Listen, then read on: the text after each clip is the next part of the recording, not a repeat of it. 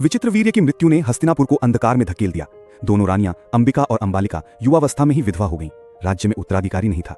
सत्यवती का हृदय दुख से भर गया, परंतु उसे अपने वंश और राज्य की चिंता भी खाई जा रही थी। सत्यवती को याद आया कि वो स्वयं ऋषि पराशर की संतान है और उन्हीं से उसका पुत्र वेदव्यास हुआ था। उसने व्यास को बुलवाया और विनती की, पुत्र, हस्तिनापुर का वंश संकट में है। राजकुल के लिए वंश बढ़ाना आवश्यक है। तुम्हें नियम पूर्वक यह उत्तरदायित्व निभाना होगा। व्यास ने मां की आज्ञा स्वीकार की और कहा कि वे नियमानुसार नियोग प्रथा से रानियों के साथ संतान उत्पन्न करेंगे। सबसे पहले व्यास रानी अंबिका के पास गए। व्यास का रूप अत्यंत तेजस्वी, जटाओं और तपस्वी जीवन से कठोर था। अंबिका उस भयावह रूप को देखकर आंखें बंद कर बैठी। परिणाम स्वरूप उसके गर्भ से उत्पन्न हुआ पुत्र धृतराष्ट्र, जो अंधा पैदा हुआ।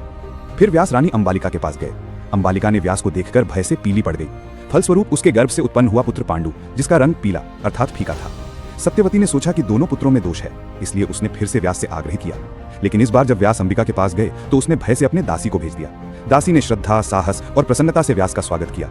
उससे उत्पन्न हुआ पुत्र विदुर, जो अत्यंत धर्मज्ञ और नीति के पंडित बने। अब हस्तिनापुर में 3 राजकुमार हुए।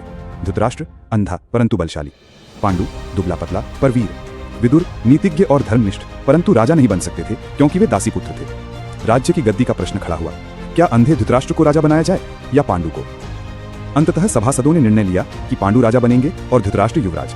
यहीं से महाभारत का मुख्य बीज पड़ता है। धृतराष्ट्र की संतान कौरव और पांडु की संतान पांडव आगे चलकर महायुद्ध का कारण बने। ऐसी रोचक कहानियों के लिए वीडियो को लाइक और चैनल को सब्सक्राइब जरूर करें।